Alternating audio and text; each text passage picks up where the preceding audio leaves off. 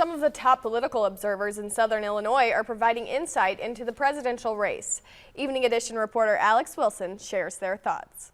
The 2016 presidential election luncheon was held at Saluki Stadium today. David Yepsen and John Jackson of the Paul Simon Public Policy Institute spoke along with Charles Leonard of Louisville University.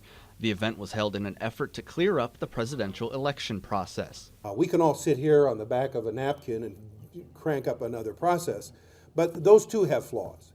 Leonard spent his time talking about polls and why they are hard to trust this early in the process. These are state contests that pick delegates, and we are looking at national polls trying to figure out what's going on in a process that's driven by states. He claims that once Carson and Trump drop out of the Republican race, the rest of that field will become much clearer. You add Ben Carson and Donald Trump together, and they make up half the sample. So when you take Trump and Carson out of a poll of 500 people, you have a poll of 250 people, and the margin for error goes through the ceiling. Jackson went over his 12 tips to winning an election, touching on the financing system being talked about on the Democratic side. Most of the time, people with the money are going to win, and on the flip side, more importantly, if you don't have enough money, you're not going to last very long. Everybody talks about a lot of small donations, and everybody points to them with pride.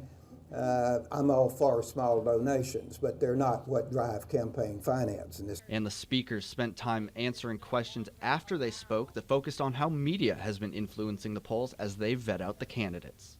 The failure of the machine system has left it to the media because the bosses aren't in charge anymore.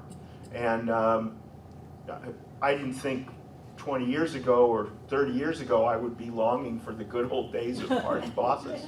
For River Region Evening Edition, I'm Alex Wilson.